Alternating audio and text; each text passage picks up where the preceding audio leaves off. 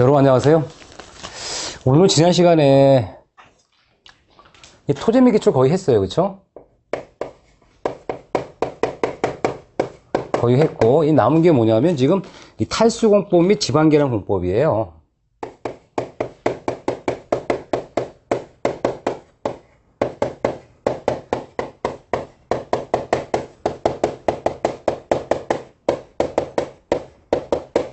이것도 사실 관련되는 내용들을 설명하긴 했습니다.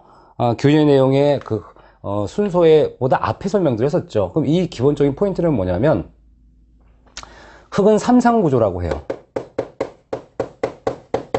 이 삼상구조라는 것은 흙의 그 내부 구성 요인을 봤더니 순수한 토립자도 있지만 그 안에는 물과 공기가 있어요. 그럼 이 물과 공기를 뭐라고 할까요? 간극이라고 그래요. 그러면 순수한 토립자보다 이 간극이 많으면 별로 안 좋겠죠. 그렇죠? 그럼 이거를 우리가 간극, 물을 제거한다 그럼 뭐라 그래요? 탈수공법이라 하는 겁니다. 그 다음에 이 계량공법이라는 것은 결과적으로 물이나 공기를 배제하는 간극을 배제하는 거예요. 간극을 빼면 어떻게 돼요? 순수한 토립자만 남기 때문에 훨씬 더 양질의 토양이 되겠죠? 이게 지방계량공법입니다. 그럼 일단 우리가 중력배에서나 이 강제배에서는 물을 빼는 겁니다. 그런데 우리가 이 물을 빼는 것도, 물을 빼는 것도 무엇 한계가 있을까요? 사질토. 이 사질토는 투수성이 좋아요. 그렇죠? 좋으니까 이제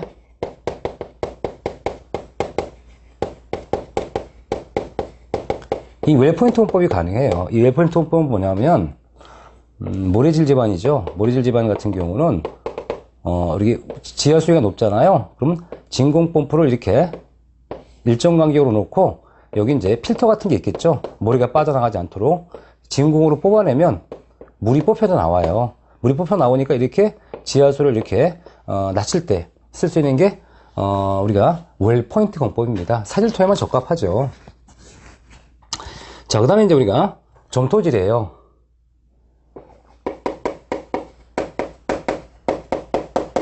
이 점토질은 아무래도 투수성이 안 좋죠. 그러니까 투수성이 안 좋으니까 어떤 방법 쓰냐면 누레인 공법 씁니다. 각종. 응?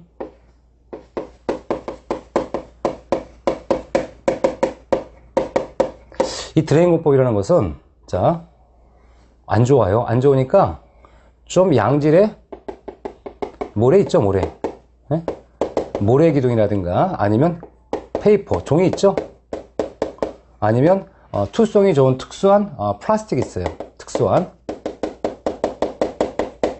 여기에 들어가는 거예요. 모래가 들어가든 페이퍼가 들어가든 플라스틱 들어가든 모래하면 샌드 드레인 공법, 종이 페이퍼 드레인 공법, 특수한 플라스틱 드레인 공법. 이것은 점토질의 물을 빼는 방법이죠. 물이 투성이 좋은 이 재료를 통해서 밖으로 배출된다는 의미입니다. 자, 그 다음에 이제 우리가 이 그라우팅 기법이 있는데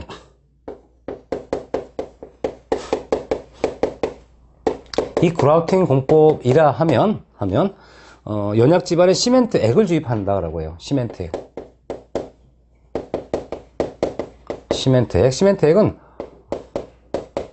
물과 시멘트를 섞어준 거예요. 그럼 이 그라우팅 공법이라는 것은 연약한 예를 들어서 모래 지반이 있다 치자고요. 모래. 응?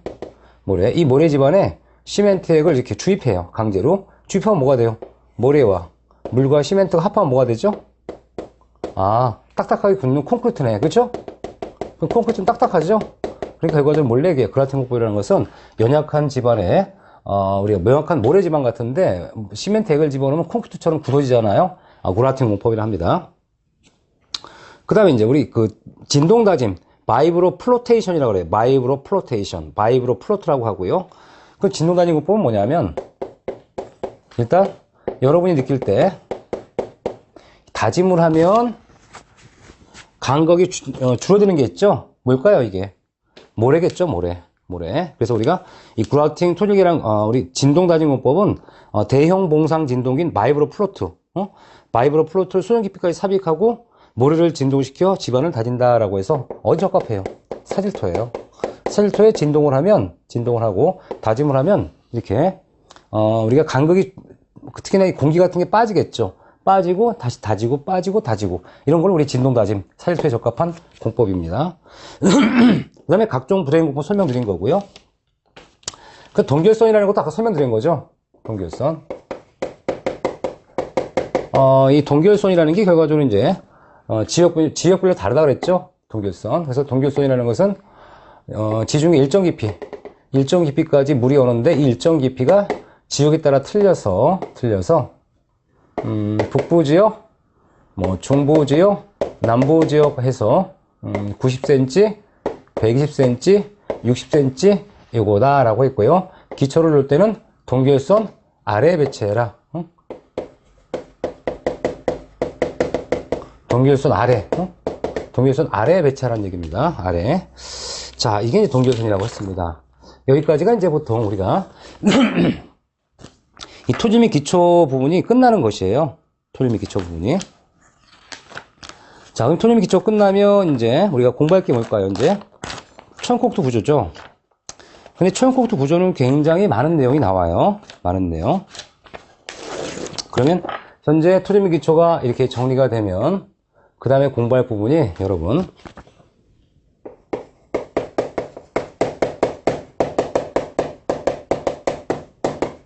철근 콘크리트 구조입니다. 이 철근 콘크리트 구조의 원래 명칭은 뭐냐면 원래 명칭은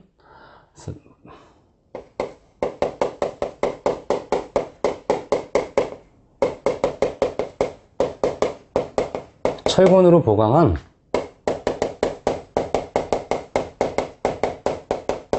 이 콘크리트 구조라는 얘기예요. 그게 뭔 얘기냐면 우리가 이 의미는 보통 이 철근이 더 중요한 것 같지만 사실은 콘크리트가 중요한 재료라고 하는 겁니다. 왜 그러냐면 이 콘크리트는 뭘로 만들었을까요? 물과 모래와 시멘트, 자갈 이런 걸로 만들어졌잖아요. 그러면 이런 물이나 시멘트나 모래나 자갈은 특히나 이 모래나 자갈 같은 경우는 초창기에는 굉장히 값이 싼 재료였겠죠. 자연에서 얻을 수 있는 재료였으니까 여기다가 이제 우리가 시멘트를 석회석에서 추출해서 구워서 뭐 만들고 하면 시멘트가 돼요. 물은 뭐 여러분 우리가 자연에서 얻는 물이죠. 그러다 보니까 이런 걸 이용해서 단단한 구조를 만들 수 있는데 이 콘크리트라는 자체가 어떻게 돼요? 인장력이 약하잖아요. 인장력이 약하니까 철근으로 우리가 인장력을 보강할 수 있도록 만든 게 철근콘크리트 구조였습니다. 그래서 지금도 우리 철근콘크리트는 Reinforced Concrete Construction이다 라고 해서 RC 구조를 합니다. 이것을 우리 RC Reinforced Concrete라고 해서 RC라고 합니다. 그 앞에 뭐가 빠졌을까요? 철근으로 이 보강한 여기 빠진 거예요. 철근이. 그래서 우리 RC라고 하는 것은 보강한 구조다. 이 보강한 구조가 결국 뭐예요? 콘크리트 구조라는 얘기잖아요. 자, 그럼 일단 우리가 철근콘크리트 구조를 RC조를 하는구나 기억하시고요. 이 철근콘크리트 재료의 일반적인 내용이 나오는데 장단점이 있어요. 장단점 구조체 성립 요건이 있습니다. 그러면 이 철근콘크리트의 장단점은 이미 총론 시간에 다 공부했을 거예요. 그죠? 장점도 있고 단점도 있어요. 그럼 교재에 나와 있는 장점과 단점이 어떤 내용인지 좀 제가 해석해 드리는 겁니다. 자, 첫 번째 우리 철근콘크리트는 뭐라 그랬어요? 일체식이죠. 중요한 포인트가 뭐야? 일체식 구조잖아요. 일체. 그러니까 이렇게 이런 기둥과 모가 하나로 일체화됐다는 얘기는 내구적이고 내진적이다. 그렇죠? 내진적으로 볼 수 있다는 얘기고요. 그 다음에 우리가 결국 피복이 돼 있어요. 이 철근은 부식할 수 있습니다. 분명히. 열에도 약해요. 하지만 이 철근의 단점이 뭐예요? 아까 얘기한 부식이 된다든가 화재 약한 거죠? 이때 콘크리트가 피복을 합니다. 피복. 그 다음에 이 콘크리트는 우리가 강알칼리성 재료예요. 이 강알칼리성 재료이기 때문에 피복을 하면 우리 부식을 방지해요. 내식성이 뛰어난 부재고 내화적인 구조가 가능하다는 얘기죠. 그래서 우리가 내화적이고 내식적이다라는 거 분명히 이 콘크리트 재료는 굉장히 강한 알칼리성 재료다라는 게 중요한 겁니다. 중요한 거. 다만 이제